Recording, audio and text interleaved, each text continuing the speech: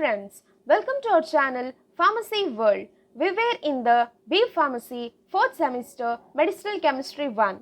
Today we will complete our third lecture, which is very important for the exam. It also contains many subtypes.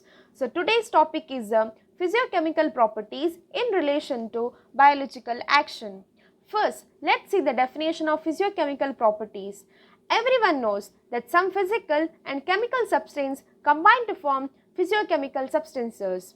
In physiochemical properties in relation to biological action, we have to understand what relation biological action has with the physiochemical properties, or what effects are produced due to physiochemical properties in relation to biological action, and how they alter each other.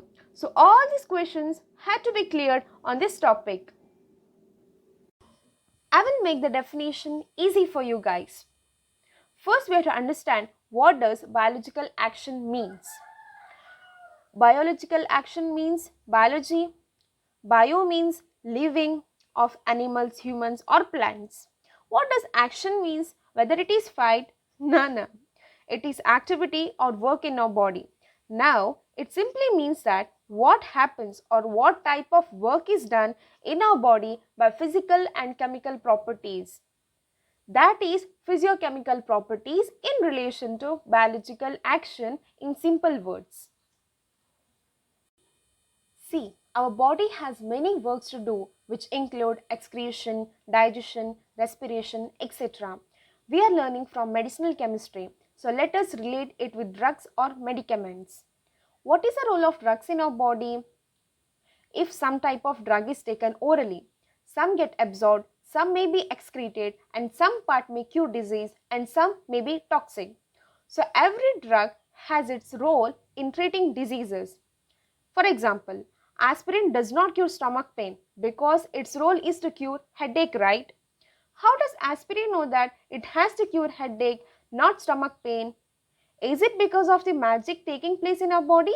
Is it? No, that's not because of the magic. See, our body has certain mechanism to be followed. So all these have to be studied in this topic. Note this guys, movement of drug is called as pharmacokinetics. See the diagram. I know the diagram is not beautiful, but please try to understand the feeling. See, as drug is taken from the mouth, they reach to the esophagus and then to the stomach and various other parts of the body. This occurs because of pharmacokinetics. You know, pharmacokinetics means movement of drugs.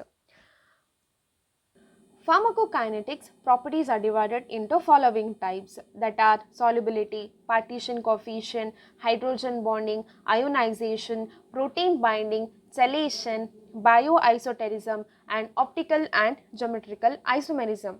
Here, bioisoterism and geometrical isomerism are very important from the exam point of view. Frequently questions are asked on this topic. So today I will complete with the solubility to avoid the length of this video. Later I will complete with these three by taking some parts of this and finally I complete this portion related to pharmacokinetics properties. Let's start with the solubility part.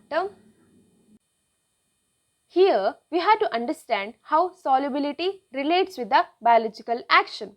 So what is solubility? When solute is dissolved in a solvent, it forms a solution. So solubility is determined by the maximal amount of solute dissolved in a solvent. Now take an example. If someone say to make a solution of NaCl, take a glass with water at constant temperature. Temperature is important because as temperature increases, solubility also increases. Now take 1 spoon of salt and add to the water, it get dissolved. Then take 2, 3, it also get dissolved. But after a limit, salt stops getting dissolved. That condition is called as a saturated state. Hence, solubility depends upon the nature of the solute and the solvent as well as temperature, pH and pressure. See, When solute and solvent get attached, formation of bond takes place, like hydrogen bond, dipole-dipole bond, or van der Waals bond. If solubility is weak, there are various methods adopted to increase the solubility. For example, see, we can increase the solubility by changing structural modification. For example, take if we have large size of solute, it can be minimized and hence the solubility can be increased. We can also use the co-solvents like ethanol. We can also increase the solubility by the addition of surfactants. Then we can also make a complexation. So complexation is nothing but formation of two immiscible liquids which are in a free state that forms a complex material. So that also can be made to increase the solubility of the drugs. So moving to the next part, see, before that, knowing the definition of solubility, how it is done, what happens, and relation to biological action is very important. Knowing how solubility relates to biological action is important. Let's take or let's understand what is bioavailability. Take 500 milligram of paracetamol, which is induced in the human body. This person intakes 500 milligram of paracetamol and that move to the site of action. This let it be the site of action. So when it reaches, what percent of this paracetamol is reached to the site of action and how much it shows the effect is calculated by bioavailability. See, has drug taken, it moves from mouth, esophagus, some move to the stomach, some move to the blood, and some to the liver, intestine, or any other place. Hence, not all drug move to the site of action. Hence, bioavailability is decreased.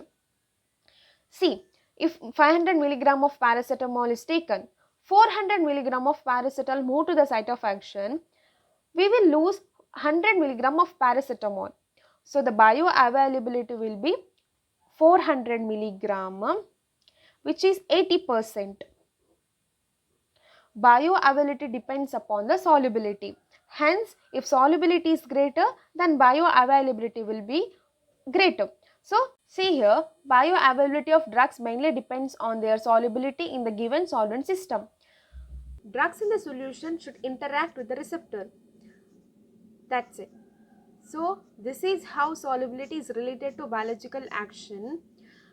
This is it for today. Hope you guys understood. If so, hit like and share. Subscribe the channel. Until next video, take care. Bye bye.